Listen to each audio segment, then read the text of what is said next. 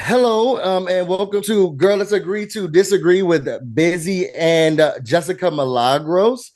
We are here with our second evicted house guest. Lisa, how are you? I'm good. I may be second to be evicted, but hopefully number one in America's hearts. Oh, yes, yes. Well, you're going to get a chance to see. One, if Jessica Milagros is here, she'll say, "Welcome to the Big Brother family." So I know it's a crazy experience. How are you feeling now that you're out? I mean, now I'm a little bit more zen that I'm out. It's definitely, I would go back in a heartbeat, but also it's nice to have my matcha. I love that. I love that. So let's just dive right into food. So, what is it about edible glitter? Can you give us more background on edible glitter? What's your obsession with it? Where did it come from? And did you know that you left some? I intentionally left some. I left it with my roommate and I was like, hold on to this to me. I had no idea that it would be for, a few more months until hopefully I see her again. Brooklyn, I want my glitter back. Edible glitter. I'm a chef.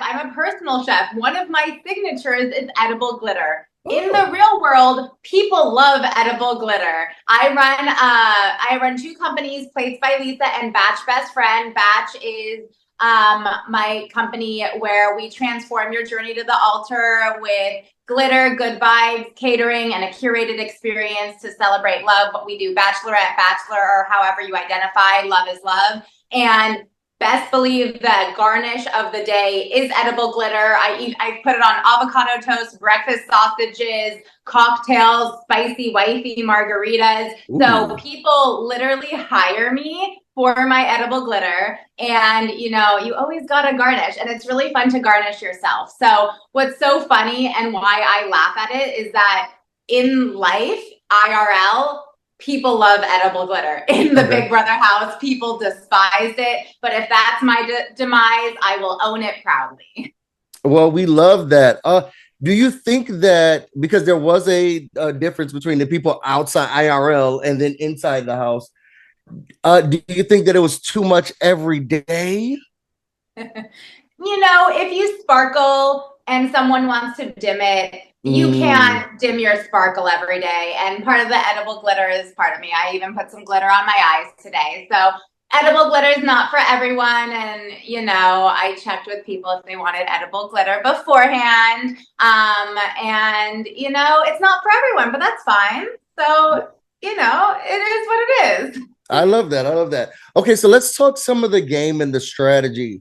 Yes. Who were you aligned with? Because it seemed like you were kind of a loner. You talked to everyone, but didn't really settle any deals. Who were you aligned with in the house? I was not a loner. Sorry, it's so funny. This is the thing. I don't know if they showed it, but I thought I was the one starting the alliances. Mm. I had two alliances. So when I was completely voted out, that's why I was shell shocked because I was like, I have 7 to 8 people that for sure have my back because I have alliances. So when I got the power of when I first got nominated on the block, week one, first woman, first person, Mm-hmm. I was like, let's get my head in the game. My strategy going in was to cook and be nice and to connect with people that way. And from the get go, I was playing to survive because of being on the block. So I Mm-hmm. got my head in the game. I switched up my strategy. I couldn't lay low anymore. So I just had to, Boss Babe came out. And what I did was pull everyone aside for a one on one. People weren't publicly doing one on ones yet. So, Lisa's here to set the tone, right? So I Yeah. pulled people aside to get the one on one. And what I thought I had as kind of my personal upgrade was that I had the privilege to talk to people before it got messy. So I got to know what I thought, how people were, how they wanted to play the game, who they were, what their initial strategies were before it was tainted by the players and the perspectives in the game and the Mm-hmm. hot gossip in the game. And so what I was doing was taking in everyone's I felt like I was interviewing candidates for a business, right? So Yeah. what I was doing was taking in all of the considerations of the people that everyone else wanted to work with, but I was receiving that information. So I felt like I was facilitating an alliance, which was going to be Leah, Quinn, T-Core, and Cam. But a few days later, his vibes changed and he like distanced a little. He said Yeah. that he had my back, but he wasn't ready to join a bigger alliance, but he would have Mm. my back. So, additionally, we had another alliance in the Unicorn Room. It was the Unicorn Alliance. It was myself, Rubina, Brooklyn, and Leah. And so our deal was to keep each other safe for the first month. So girl power. So girls would get far in the game. So Ooh. I had two alliances. Leah came up to me and approached me that she wanted to be final two with me. So then she was like my main squeeze in the game. I haven't watched everything, but I think it might be a little different than You'll what see. I thought. But I had two alliances, and that set me up for the game.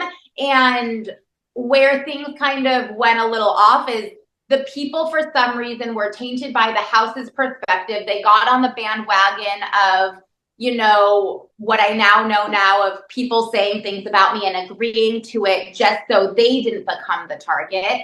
And so if people trusted me, and if people, I told the truth aside from, the Matt situation leaving, because that was game strategy. If Yeah. people trusted me, they would be in great standings because they would be aligned with the people that they wanted to play the game with and the way they wanted to play the game. Now, I don't know if it's a hot mess. I took a break from watching it. I will jump back in when I can. But, good luck to everyone because everyone is lying to you in the house. And I was telling you the truth. And, that's the gameplay. So I don't know if they showed my alliances or not, but that's why I was like, where are my alliances? Girl, where you at? We were trying to figure it out too. So knowing that you had these alliances, who did you feel the most betrayed by, and were you actually shocked on eviction night? I mean, if you couldn't tell by my face, I wasn't shocked. I was shook. Like I still speechless, right? I Yeah. love words. I love to talk. I talked a lot on the show. Maybe that was my downfall, but I wouldn't have it any one other way. It's Lisa. I was shocked on so many levels because, first of all, Leah was supposed to be she approached me the first day. She Mhm. wanted to work with me. Later we found out the hot tea that, my name did come up out of her mouth to Angela because I didn't confirm whether I wanted to work with her. I needed to take time to feel the game out and feel out who people were. Right. So she was supposed to be like my A1 since day one kind of vibe. Yeah. But I felt her distance from me a little. She was playing her social game, but it was, hey, I can't spend too much time, so we're not targets. But I think I felt, I was always aware of what was happening, but I had to trust someone in the game. I know it's Big Brother and we're not supposed to trust everyone and we're supposed to take it with a grain of salt, but I had to trust her because, that's how I wanted to get far in the game. I was showing my loyalty. My loyalty never broke to the people that I showed it to. And that's how I was going to carry on the game. Unfortunately, people didn't do the same to me. All right. Last question. If you could do anything differently, what would it be strategy wise? You know what? I wouldn't do anything differently. You try your best with all that you're equipped with to go in and do your best. And I tried my best. In hindsight, maybe I wouldn't have talked as much. There was one more thing I wouldn't have done.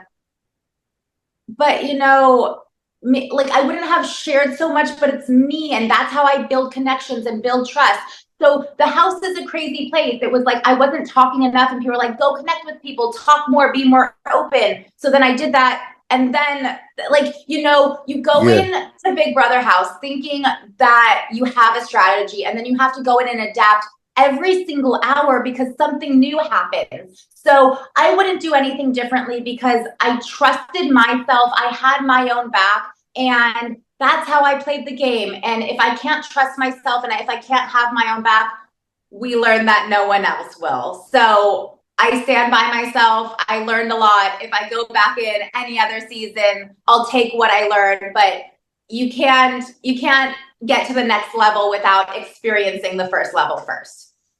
I definitely agree with that. Well, we are wishing you the happiest time watching Big Brother this season.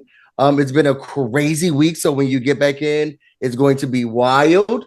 We are hoping for edible glitter endorsements for you. So hopefully those are coming down the pipeline. Yeah, edible glitter endorsements. Get in here. You know, Chef Lisa has all the vibes and will sprinkle anything with that edible glitter. We love it. Well, welcome to the Big Brother family, and we can't wait to start talking to you even more soon after this. Thank you. It's a pleasure. Stay a vibe. Thank you, Lisa.